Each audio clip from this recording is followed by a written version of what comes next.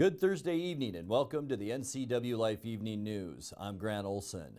Before we get to today's top news stories, let's take a quick look outside our weather window, and what a beautiful fall day it was all around north central Washington. This looking into the upper Wenatchee Valley from our monitor Sky-Fi Tower cam, and you can see just a few clouds out there looking up towards the Cascades, and just a beautiful day with temperatures hovering right around 60 degrees. And get used to these clear skies, because as we take a look at what it looks like from space for our satellite picture, there's not a cloud around. A few clouds up and above over in British Columbia. That's riding up and over an area of high pressure that we'll talk about in a bit. But this will be our trend, folks, not only through the rest of this week into the weekend, but for a lot of next week as well. And we'll have all those weather details coming up a little bit later on. And now a few of the stories we're following for you tonight. Alcoa's idled smelter in Wenatchee could be used in the future to help the area's tree fruit industry. And Congressman Dan Newhouse was in attendance at today's Port of Chelan County breakfast program. But first, we begin tonight. This was the scene of a house fire near Dryden early this afternoon. Chelan County fire crews responded to the fire just after 1 o'clock today on Gaynor Road. No word yet on how the fire started or if there were any injuries. We'll have more on the fire tomorrow morning on Wake Up Wenatchee Valley News with Steve Hare. The NCW Candidate Forum brought out about 200 people to the Numerica Performing Arts Center as candidates in the 12th District fielded questions from a panel of local journalists. A race many Chelan County residents are keeping an eye on this November is for Chelan County Sheriff, as Jennifer Tyler challenges incumbent Brian Burnett. In their closing arguments, candidates highlighted what they hope to accomplish in office. I am committed to combating the influx of illegal narcotics that come into our county by establishing a highway interdiction team. I am committed to building substations in both our north and our west districts that provide better service to our contract cities. I am committed to organizing more tailored patrols that fit the needs of those cities and communities. We secured 4.64% of a vote in 4 days. Let's see what we can do together in 4 years. I ask for your vote on November 6th. My proven leadership, working with our contract cities and repairing relationships, what I call across the street with our commissioner board, with our county administrators, with our local cities, department heads, because it is much bigger than just the sheriff's office. It is a much bigger team within the county and all the different departments, within our other local agencies and our cities and our schools. And it says we have to work together to find solutions. And I believe that's what I bring to the table. And don't take my word for it. Don't take my opponent's word for it. Go out and talk to the people that have worked closely with me, that really know the real me and know the details to the situation. And again, I appreciate all your support, and I look forward to being your sheriff for many more years. Thank you very much. Sean Smith, running as a Republican, and Bob Boogert, running as an independent, also attended last night's forum, highlighting their experience as they vie for Chelan County Commissioner position 2. I also have quite a bit of good partnership, good relationships with the cities, the mayors, the other counties, state legislators, the ports, the PUDs, and actually at the national level. I've gone back to DC and I've worked in Olympia quite a bit to advocate for funding for our communities and have been very successful at that. But the primary reason that I ask you for your vote is that I am a moderate, I am running as an independent. I have a strong and solid track record of bringing people together for our common good. Now, with our 22 years here in the Valley of running a small business, it's given me the perspective to look at more than just dollars and cents and look at people and look at employees that are desiring to get into the workforce and provide for themselves. And that's really what we all want to do as Americans. We want to provide for ourselves. And I've given a great opportunity right here in our hometown. And I would hope that at the end of 4 years, my first term is over, that all of you can truly look me in the eye and say, thank you very much. My life is better because of your decisions that you made with the County Commission. Trust me with that, and I assure you it will work. Thank you. And finally, we take a quick look at the closing arguments between Republican candidate Keith Gaynor and independent candidate Ann Diamond, who are running for a seat in the state legislature vacated by Kerry Condata. It's important to me that we maintain the quality of life that we enjoy and what really attracts people. The reason people are coming over the hill to our district is because we have a very enjoyable place to live and to work and to play. And it's really important that we maintain that. But in order to do that, we have to maintain some due diligence, and we have to be willing to stand firm for the things that have made this district great, and to ensure that our future is here for our children and our grandchildren. Thank you. Being is that we can do things if we have vision. And as a family physician, what I am doing when I listen to my patients is try to figure out the best plan for them. And I believe as a legislator and as an independent legislator, one who will meet with anyone, just like any patient. I don't ask if they're Republican or Democrat. I just try to work in their best interest. Thank you. If you missed the live candidates forum on the NCW Life channel last night, check out our rebroadcast schedule for the coming weeks or watch it on demand at ncwlife.com. Well, Alcoa's idled smelter in Wenatchee could be used in the future to help the area's tree fruit industry. Stamilk Growers President West Matheson suggested that as a possible way to lure more fruit processing businesses to the area. All the fruit packers of the area, we struggle to move the fruit that's not good enough for fresh market quality. And so if we could have a handful of processors in the area to do these value-add things, it would be great. Tree Drop has done a good job, but they don't have a lot of competition, and they can't be all things to all growers or all things to all food manufacturers. And so what we are missing is a large industrial wastewater facility. And I know that we've got Alcoa down there is a big building, and they actually have a direct discharge permit. And wouldn't that be great if we could somehow convert some of those buildings and restart their wastewater facility there? I mean, literally that right there would be the fastest path to progress to develop a lot of good, consistent year-round jobs. Matheson joined State Senator Brad Hawkins and Chelan County PUD General Manager Steve Wright in a general panel discussion focusing on economic development at today's Chelan County Port District hosted breakfast program. Congressman Dan Newhouse was also in attendance at today's Port of Chelan County breakfast program. In keeping with the program topic of economic development, he spoke with NCW Life's Steve Hare about the ongoing negotiations with Canada on trade and the Columbia River Treaty. Fortunately, the Trump administration, as you know, has stepped up, appointed the negotiator, the lead negotiator for the United States. The two countries have been working to renew the treaty between the two countries, which is just critical for us, critical in the Pacific Northwest. It has so much to do with our economy, how it's driven, the amount of power we can produce, the amount of water that we have to store for flood control, and all the great uses that we get out of the Columbia River. Canada is a huge partner, and we've got, but they are also tremendous negotiators too.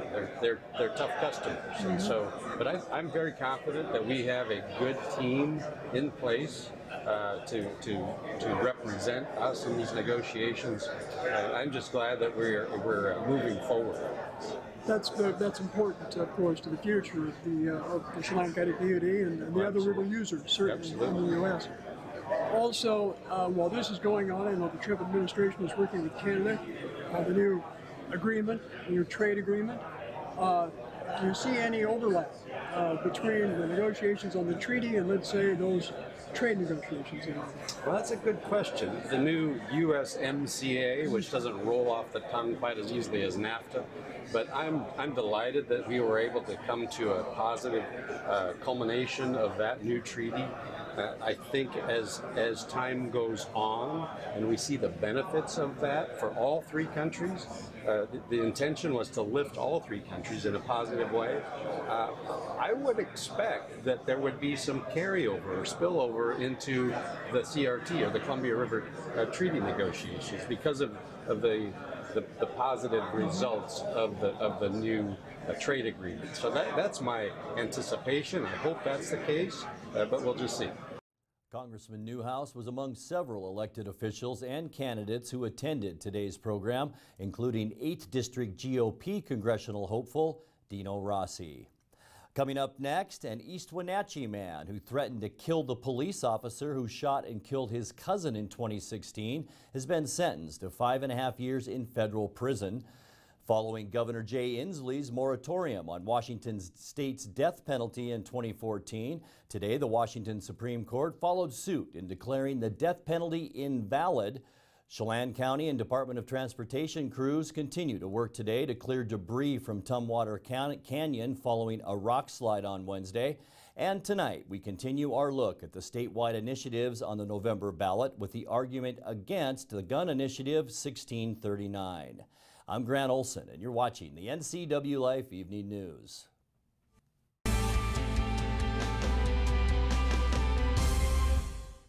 Choose the pros, Alignment Pros. When your vehicle needs brakes, shocks, struts, or alignment, choose the experts in their field. Alignment Pros and Express Lube with a 5-star rating. The work they perform on your vehicle is as impeccable as their shop. With state-of-the-art equipment, Alignment Pros can handle all large or small vehicles, specialty cars, lifted or lowered. Alignment Pros does them all. Keep your car in top shape at Alignment Pros and Express Lube in East Wenatchee. The physical therapists at Cascade Medical love the outdoors as much as you do. But sometimes where there's love, there's also pain. Let us help you get back to the activities that you love.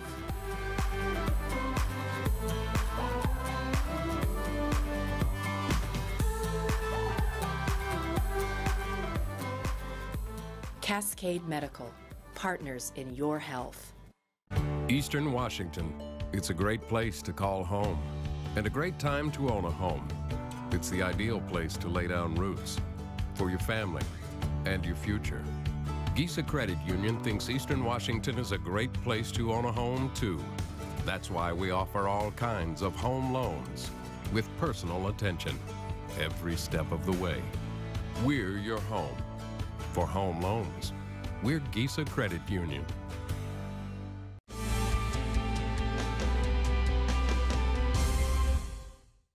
Welcome back. In another news, an East Wenatchee man who threatened to kill the police officer who shot and killed his cousin in 2016 has been sentenced to 5.5 years in federal prison for illegal possession of firearms and improvised grenades. Michael R. Ayers, 53, was sentenced Wednesday in U.S. District Court in Spokane after pleading guilty to being a felon in possession of firearms and explosives, as well as possession of unregistered firearms. U.S. Attorney Joseph H. Harrington said Ayers was obtaining firearms through straw purchases made by his then-girlfriend. Ayers was sentenced in 2017 to 3 months in jail after publicly threatening to kill Katie Wilkins, a former East Wenatchee police officer, over her fatal shooting of 25-year-old Cameron Ayers.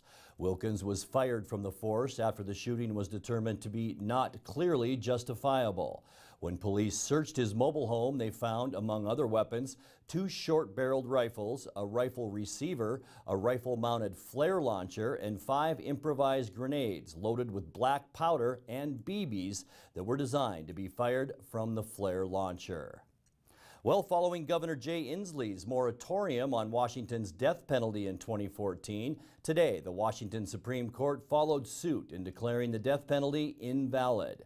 Following today's decision, Governor Inslee said, quote, "The decision by the state Supreme Court thankfully ends the death penalty in Washington. The court makes it perfectly clear that capital punishment in our state has been imposed in an arbitrary and racially biased manner. It's unequally applied and serves to criminal justice goals. This is a hugely important moment in our pursuit for equal and fair application of justice," unquote. The Supreme Court was unanimous in its decision. Since 1981, the year Washington State's current capital laws were put in place, 32 defendants have been sentenced to die, and of those, 18 had their sentences converted to life in prison, and 1 was set free. Well, Chelan County and Department of Transportation crews continue to work today to clear debris from Tumwater Canyon following a rock slide on Wednesday. The rock removal is along the shoulder of Highway 2 near the Alps Candy Store. The highway was completely closed for a time yesterday before the road was reopened late Wednesday afternoon. Alternating single-lane traffic was in place for most of the day today. Well, tonight we continue our look at the statewide initiatives on the November ballot with the argument against Initiative 1639, a measure that would implement firearms safety measures, including requiring enhanced background checks, waiting periods, and increased age requirements for semi-automatic assault rifles and secure gun storage for all firearms. My name is Brett Bass, and I'm asking you to vote no on Initiative 1639. The safety of our families and loved ones is important to all of us. As a certified instructor, I've spent the last several years training individuals on personal protection and home defense. I've trained survivors of home invasions, single mothers, and many others, all of whom were seeking to protect themselves and their families. Self-defense is the primary reason people choose to purchase firearms. Unfortunately, Initiative 1639 will severely restrict law-abiding individuals from exercising this important right of self-defense, which is protected here in Washington by Article 1, Section 24 of our state constitution. The requirements of this initiative will force individuals to lock up their firearms, rendering them useless in a self-defense situation or face criminal prosecution. It goes even further to state that if an offender does break into your home and they steal your firearm, you would be held liable for that criminal's actions, victimizing you twice. Once by the criminal and again by the state. Don't criminalize self-defense. Vote no on Initiative 1639. This initiative would also prohibit all of Washington's law-abiding adults aged 18 to 20 from exercising their constitutional rights to self-defense.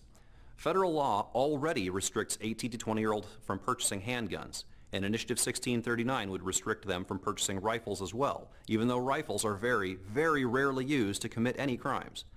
I served overseas in the Marines alongside responsible 18 to 20-year-olds, the same men and women who would be unfairly targeted by Initiative 1639.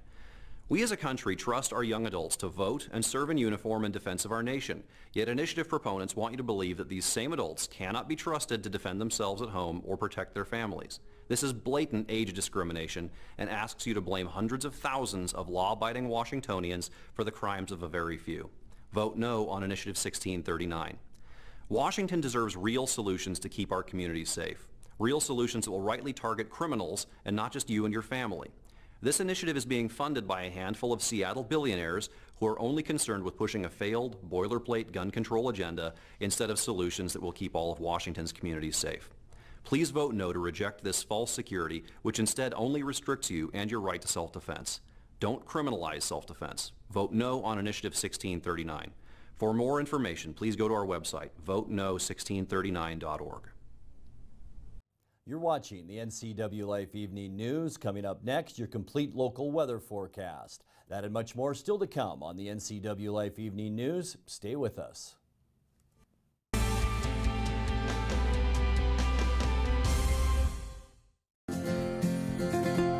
At Local Myth Pizza, we believe in real food, freshly prepared with only premium ingredients. Our cheeses are imported from Italy. Our sauces, dressings, and even our sausages are made in-house fresh daily. Featuring Northwest craft beers and 30 Chelan Valley wines and ciders. Family fun and amazing food. Eat local, drink local, and be local at Local Myth Pizza. Come see why Sunset Magazine says you can't beat Local Myth Pizza. With 15,000 square feet to explore, you'll find something special at the Antique Mall at Cashmere. For the do-it-yourselfers and those with a keen eye for making something old, fresh and new again, the Antique Mall at Cashmere is the place to come find your next project. From the coin enthusiasts to avid collectors, Antique Mall at Cashmere has treasures in every corner. Come find your treasure today. Antique Mall at Cashmere's friendly staff is here to help. Stop on by today. Thanks to the help I received at Goodwill, I have a job. I'm working now. Thanks to Goodwill. Thank you, Goodwill. Thank you, Goodwill. Thank you, Goodwill. Thank you, Goodwill. Goodwill's Employment Connection Center is a free walk-in job search assistance program designed to get you back to work. When you donate to or shop at Goodwill, you're really helping people find work. Thank you. Goodwill, there's more behind the store.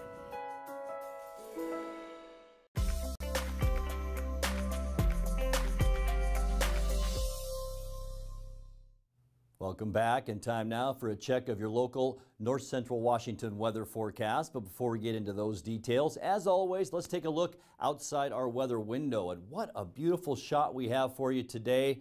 Looking back at the Wenatchee Valley from our jump-off ridge camera, here's Wenatchee Heights, and usually where our cross camera is right there. But we are seeing some high clouds around today, but I'll tell you what, that is all the clouds we're going to see for about the next 5 or 6 days as an area of high pressure continues to build in the Pacific. But today, it was a beautiful one out there in north central Washington, most of us in the 60s today, and we will continue to be there and even a little bit warmer as we make our way through the forecast. 61 so far our high temperature today. We did get a little bit cool this morning at 39 degrees, and with these clear skies, that's why temperatures will be down a little bit over the next 4 or 5 days, because we will stay so clear. 64 is our normal high, 43 our normal overnight low. Do you folks remember 1988? It's been about our 4th record high temperature in a row. It was a hot one back then. 78 our record in 88. 23 a very cold morning back in 2009. No new precipitation the past 24 hours, and precipitation to date, that's January through today, we've picked up 4.72 inches. Sunrise this morning at 7:14, and the sun will set tonight at 6:20. Let's take a look now at that surface loop and put it in motion and show you what we can expect through the rest of the week and into the weekend. Tomorrow, sunny. We'll see light winds, unseasonably mild temperatures as this area and Big Ridge continues to bring us just clear skies into Washington State and very mild temperatures. Not much will change either as we move into our upcoming weekend. I hope you have lots of outdoor plans this weekend. Look at all those clear skies. Once again, high pressure anchored just off the coast of British Columbia. It will begin to break down just a little bit and move inland on Sunday, but still sunny skies, light winds, and mild conditions. But notice all the clouds shearing in on the back end of that area of high pressure. That will begin to affect our weather, but not until about midweek or end of late next week. Monday, we'll see sunny skies once again and very mild temperatures with about normal highs expected on Monday, and even a little bit warmer on Tuesday as that area of low pressure comes into the west coast. We call that compressional heating. So we could see temperatures even into the upper 60s on Tuesday, and then Wednesday we'll see sunny skies, but clouds moving in late in the day because that storm that we've been showing you will creep into the west side of Washington, and that will continue to move into Washington State, bringing us a slight chance for showers, but not until late next week. Let's take a look now at your Quick Lube and Tune beautiful forecast. Tonight, not quite as cold tonight. We'll see some of those high clouds out there, which will keep our temperatures up a little bit. 68 beautiful degrees to end our work week on Friday. 64, a little bit of a breeze on Saturday, but not bad. 63 for Sunday to end our weekend. Monday, Tuesday, and into Wednesday, it looks great with temperatures in the middle 60s, sunshine, mild conditions with low temperatures mainly in the lower 40s. And that's a look at your local weather. Coming up next, Eric Granstrom with sports and more as the Ncwlife Evening News continues right after this.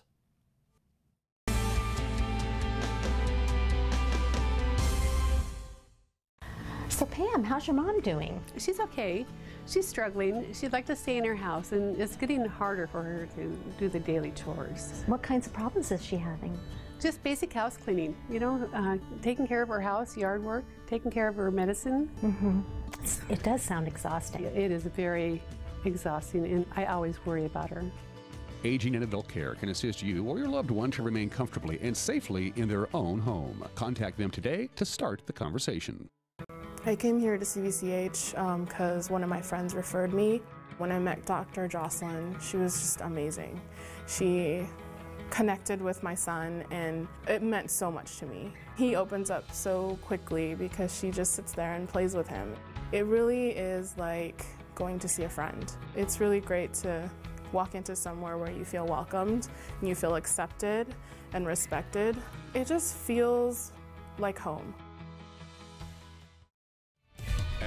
it's a sports update on the NCW Life channel. And a happy Thursday when the Eastmont Wildcats host the Sunnyside Grizzlies tomorrow night. The game will feature the best offense of the Big Nine versus the best defense. In compiling its 4-2 overall and 2-0 Big Nine record, Sunnyside is averaging an astounding 442 yards per game of offense. They're led by quarterback Derek Escamilla. The 6-foot, 200-pound senior has thrown for over 1,200 yards and ran for another 648, scoring 10 touchdowns on the ground and another 10 through the air. Eastmont coach Michael Don says he'll be a load for his defense. He's a dynamic playmaker. He runs the ball really well. He's a big, thick kid. He's been flying around making plays, and he throws the ball. He does put it up in the air a lot, and they've turned the ball over a decent amount. So we got to get a few of those, and that'll help us out. And if we can kill some drives, getting turnovers, and slow him down, and just make sure he earns every yard. Last week, Hanford did a great job of that, holding him when he scrambled. He only had 46 yards against them, and a lot of it was their linebackers did a great job of closing in when he scrambled on pass plays and limiting his big plays after that. Now, Eastmont's defense is the best in the Big Nine, allowing just over 200 yards a game, only 59 points all season long, including a shutout in last week's 40-0 win over Davis.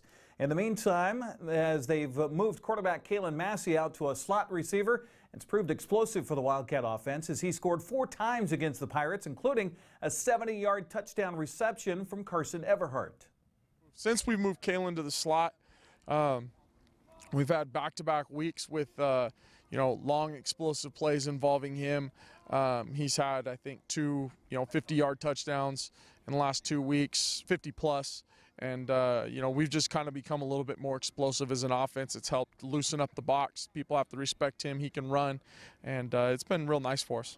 Eastmont Sunnyside, our featured game of the week tomorrow night right here on the NCW Life channel as the 5-1 Wildcats take on the 4-2 Grizzlies. I'll be alongside Grant Olson for your play-by-play right here. Of course, before we get to tomorrow, we have to get through today. First, let's check out the schedule in prep soccer. Cashmere traveling to Okanagan today, Manson and Bridgeport, while Cascade is at Omak. And coming up tonight on the NCW Life channel, it's a rematch of Wenatchee and Eastmont at 7 o'clock. Last time the two teams met, it went into a penalty kick shootout to determine the winner, and the Panthers edged the Wildcats 3-2 in that shootout for a 1-0 victory.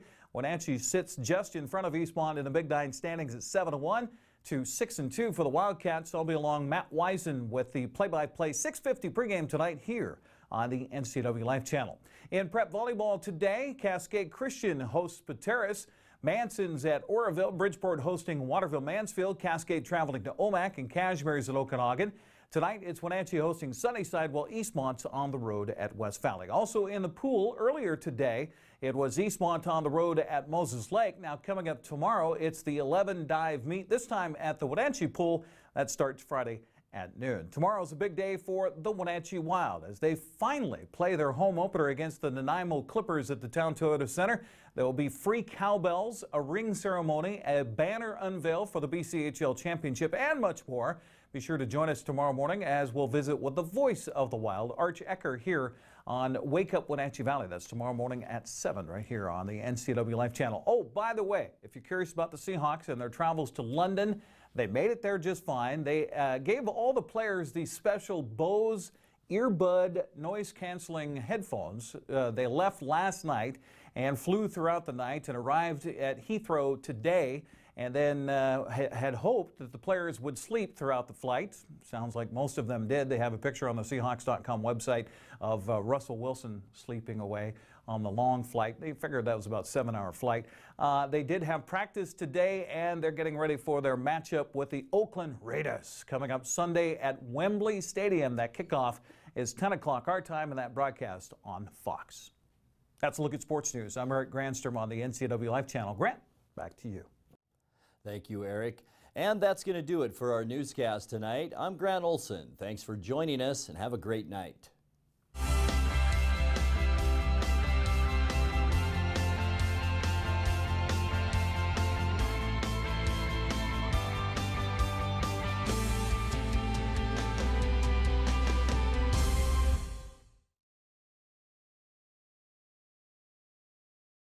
Hey there, Wenatchee. I'm Sean Lee, and I'm inviting you to check out the NCW Movie Guide to keep up on what movies are playing in our town.